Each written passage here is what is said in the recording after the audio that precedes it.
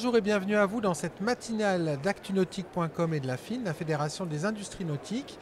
Je reçois ce matin Sébastien Sédou. Sébastien Sédou qui est président de la société Snip Yachting, importateur en France de deux marques très connues dans le monde du motonautisme, Targa et XO Boats. Sébastien, bonjour. Bonjour Nicolas. Alors l'actualité est chargée chez Snip Yachting cette année dans le motonautisme, puisque vous avez surpris le marché en présentant un Targa qui déroge un petit peu à la règle qu'on connaissait chez Targa, qui est quasiment un yacht. Maintenant on s'approche des yachts et puis des grandes vedettes traditionnelles, mais toujours avec l'ADN Targa. Donc on va présenter cette nouveauté, c'est le 44 Aft d'or, donc porte arrière sur le cockpit. Et une autre nouveauté qui fait beaucoup parler d'elle, par un design qui est absolu là, c'est le XO Boats 270 avec une cabine à l'avant en motorisation hors bord. Alors, revenons tout d'abord au Targa. Sébastien, qu'est-ce qui a conduit le chantier Targa à présenter cette nouveauté avec cette porte arrière ?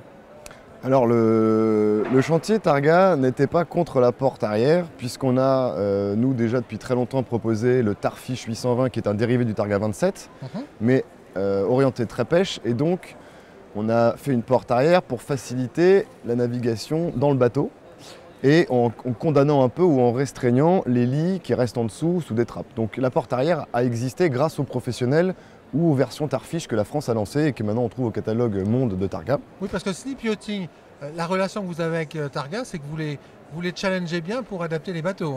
On les challenge un petit peu. On m'a parlé il y a 2-3 ans de la version GT du Targa, donc le premier modèle hors bord au monde. Donc il y a une vraie construction dans la durée. Il y a une relation finalement très directe, puisque c'est une entreprise familiale, que nous c'est des petites entreprises, les vendeurs, l'anglais, le français, les allemands, on est toujours vraiment en contact. Il y a peu de vendeurs, donc c'est vraiment une équipe. On est tous dans le même bateau, pour cette mauvaise blague. Mais donc on est toujours à l'écoute, nous, de nos clients, on fait remonter les infos, on échange et on fait ce qu'on peut faire avec de l'existant. Donc toujours, on trouve des solutions. Donc la révolution est arrivée pour le 44 Aft d'or, puisque ça fait moultes années que nous demandions une ouverture du cockpit sur l'arrière, qui aussi, comme dans les petits, améliore vraiment la liberté des passagers. C'est vrai que sur ce bateau, il y avait quand même une certaine problématique, c'est que 44 pieds, avec l'aménagement, l'espace à bord, on était quand même dans le monde des vedettes britanniques, des vedettes italiennes, qui ont toute cette circulation simple en fait entre le carré et le cockpit. Et là, vous, les Finlandais, c'était deux accès par les passes avant, deux portes latérales. Vous étiez complètement, on va dire, hors marché en fait sur le marché des vedettes. Oui, on est quand même malgré tout, même avec la Aft d'or, hors marché, puisque c'est un produit très atypique, réservé à une clientèle quand même élitiste, oui. Mais qui aime surtout les choses bien faites, très durables dans le temps, et surtout des gens qui naviguent beaucoup. Oui, parce que les Targas, ce sont les 4x4 de la mer. Voilà, le 4x4 de la mer, même si depuis quelques années, on a poussé la finition intérieure, la qualité des matériaux, les optimisations, les aménagements.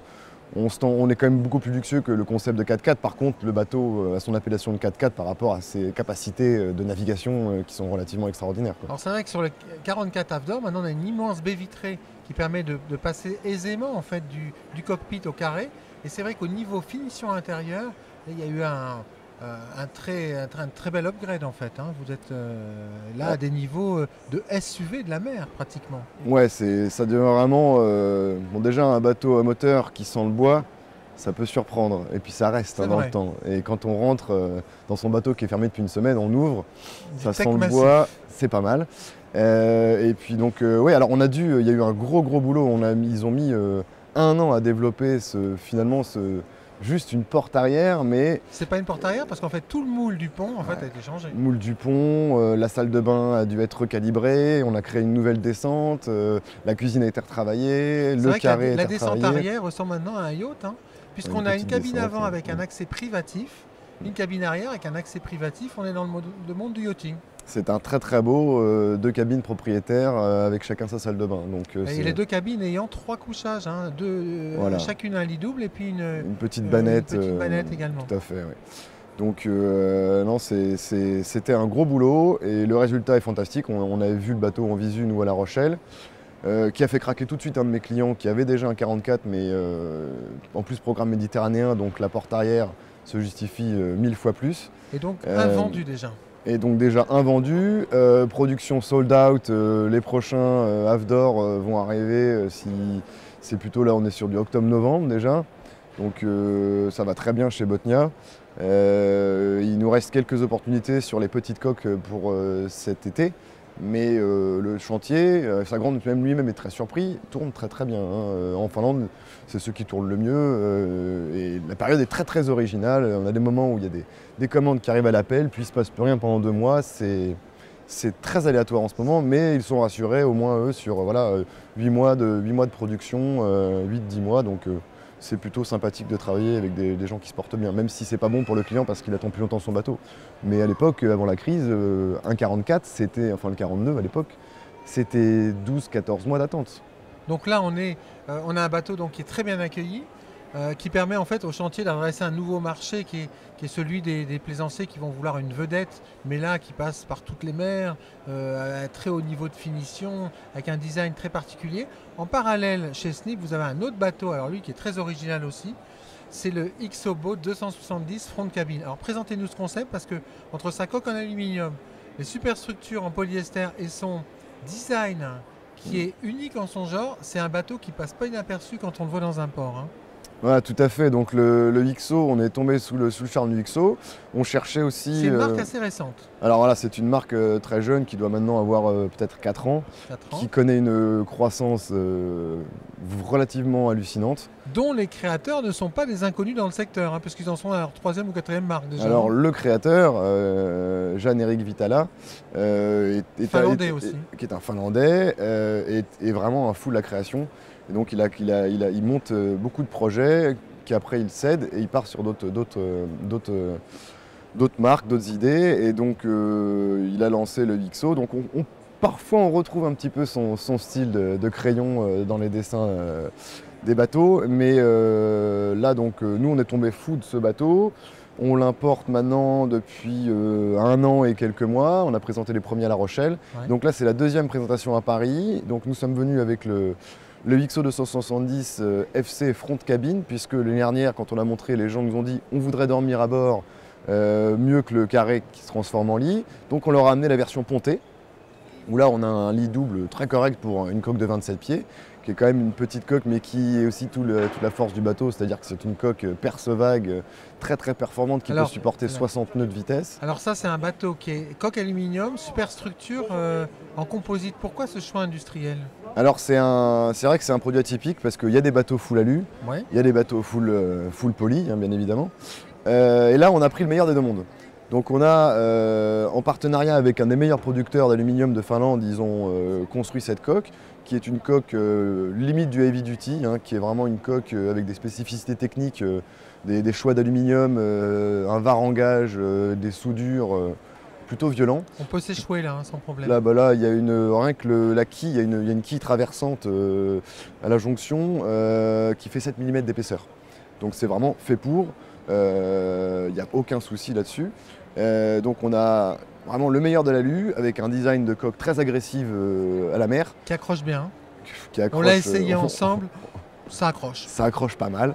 On trouvait même le bateau sous-motorisé. Oui, c'est vrai qu'à un certain moment, ça peinait un peu. Hein, on aurait pu aller plus loin. Donc non, vraiment une coque fantastique. Et l'utilisation du polyester qui est beaucoup plus souple pour la construction, où là on a vraiment... qui allège les hauts, où effectivement tout le bateau a un super centre de gravité, le moteur est en fond de cale, bon ou hors bord, mais donc c'est vraiment un bateau très réactif. D'ailleurs c'est Thrill of Drive le slogan de la marque, donc plaisir de conduire, un peu traduit en français mais ça marche moins bien. Donc c'est vrai qu'en plus c'est un bateau, donc le design des superstructures est très léché, vraiment. Alors on reconnaît quand même un look timonier, mais 21e siècle quoi. Et puis on a les vitrages qui arrivent au franc-bord. Donc on a aussi une très grande largeur de cabine dans un 27 pieds, ça c'est pas fréquent. Hein. Et du coup c'est pour ça, parce qu'on peut traverser le bateau pour aller de l'avant à l'arrière. Et c'est traversant avec une porte voilà, avant. Avec la porte avant, alors selon le front de cabine ou le cockpit évidé type Targa, on peut s'adapter en plus aux demandes des clients. Donc on a quand même un peu, c'est assez proche de Targa, c'est-à-dire que là on a parlé de la Half d'Or, mais le Targa 44 a beaucoup de modules possibles. On a la grande cabine avant allongée, ou le cockpit creux, on n'a pas de fly, donc pareil sur le XO, on retrouve cette possibilité de finition, de personnalisation. Vraiment, on est limite sur du custom où on veut le hors-bord. Donc, si on met des moteurs hors-bord, on se dégage un cockpit arrière plus intéressant. Si on est en inboard, c'est différent, mais du coup, on peut mettre le cockpit à l'avant. Donc, beaucoup de possibilités de custom, quoi. Quel est l'accueil de ce modèle? Alors, l'accueil est encore bizarrement est encore mieux que l'année dernière, parce que l'année dernière, le bateau était en carbone blanc, donc avec un film 3M sur aluminium. Et en blanc, il frappait moins. Et là, en version noire, carbone, il n'y a pas une personne qui ne passe pas sa main dans l'allée pour se demander comprendre ce que c'est. Tout à fait. Les gens sont très surpris. Donc c'est vrai que c'est un bateau qui a un design assez agressif, mais qui n'est pas sans douceur aussi, parce que tout est arrondi sur le haut. Une belle finition intérieure. Finition vraiment très sympathique, sachant que c'est un bateau très bien placé en termes de prix. Par rapport à ses spécificités aluminium et sa superstructure, on est quand même... Alors on n'a pas vraiment de concurrents où... Il y a des voiliers qui sont coque alu, superstructure en poly. Mais chez Allure Yachting. Par exemple, pour ne citer que. Mais en bateau à moteur, pour l'instant, j'en ai pas vu. Il n'y a pas beaucoup d'offres. Donc on le compare à ce qu'on peut comparer, donc soit du full alu, soit du beau bateau bien designé en polyester. Mais là, c'est vrai que c'est vraiment une nouvelle niche qui est créée, quoi. Quels sont vos objectifs sur cette nouvelle marque? Déjà, de la faire connaître, de trouver sa clientèle, ce qui n'est pas évident, parce qu'on est sur un produit design, donc ça peut cibler des architectes, ça peut cibler aussi des fous de belles autos, des collectionneurs ou des gens qui aiment les belles voitures, les beaux objets. Donc on est en train au fur et à mesure de commencer à bien cibler notre clientèle. Du coup, on est en train de se remettre en question sur la façon de communiquer, parce qu'on a communiqué basiquement dans le motonautisme, dans les magazines, sur Internet. Et je pense qu'on a des clients qui sont là, mais je pense qu'on a des clients qu'il faut aller chercher ailleurs, dans les voitures, dans effectivement l'architecture. Donc on est en train de réfléchir à notre plan de communication un peu plus original, en gardant bien sûr un pied dans le nautisme, mais en allant chercher des gens qui pourraient craquer tout à fait pour ce type de produit, mais ailleurs. Donc même nous, on se remet en question pour optimiser la commercialisation du produit. Savoir s'adapter pour développer des clientèles nouvelles. Savoir s'adapter, c'est rien que le fait de trouver la marque, de se battre pour elle. C'est savoir s'adapter à un marché qui bouge, qui est difficile, proposer des choses qui donnent envie, qui redonnent les gens la passion du nautisme, le fait d'oublier un peu leur tracas et d'aller s'amuser en mer. Bel espace de liberté encore assez protégé, quoi. Comment voyez-vous l'année 2015 en termes de produits? Comment voyez-vous les nouveautés chez Targa et chez XO Boats? Les nouveautés, Sébastien Sédou. Les nouveautés, vous savez qu'on aime bien challenger Targa. Et donc là, super activité aussi du côté XO pour optimiser, créer des nouvelles options. On a quelques idées forcément en tête, parce qu'il faut bouger les choses. Il faut faire bouger les gens et montrer qu'on est réactif, qu'on s'adapte. Donc on a quelques idées, mais nous en parlerons en temps voulu, quand elles seront réalisables et financièrement et au niveau de l'ingénierie de construction, pour répondre encore à des possibles nouvelles demandes de clients. Possible évolution donc chez Targa sur des modèles comme toujours, qui apporteront peut-être de la clarté et de la luminosité au sein de la gamme. Oui, ça, la clarté, la luminosité, on la travaille toujours. La porte arrière révolutionne vraiment le cockpit du 44. Maintenant que vous avez une percée de lumière qui vient, c'est super. Mais on a pas mal d'idées. Après, il faut les concrétiser, ce qui est moins évident, parce qu'il y a des contraintes techniques. Les homologations des bateaux sont très fortes. On est catégorie violent, on est en baie avec des creux de 4 mètres. Donc toute modification demande quand même de faire attention à la certification, à ne pas repartir forcément dans une homologation complète du bateau. On avait déjà eu pas mal de boulot sur le GT. Oui. Parce que on avait changé un peu l'équilibre du bateau, même si au résultat il est encore mieux qu'un 27 normal, puisqu'on a rallongé la coque avec notre caisson Armstrong. Donc il y a du boulot, donc ça se fait pas comme ça. Mais on aime challenger nos acolytes là-haut en Finlande pour les garder bien au chaud bien envie de continuer à progresser, quoi. Donc l'année 2015 sera celle du challenge, un challenge commercial pour développer Ixobot, challenge chez Targa pour conduire le chantier à innover encore et à présenter des nouveautés. Tout à fait. Sébastien Sédou, merci. Merci Nicolas. À très bientôt dans une matinale. Pourquoi pas. Quant à nous, je vous propose de nous retrouver très bientôt sur la Web TV d'Actu Nautique en partenariat avec la FIN, la Fédération des industries nautiques.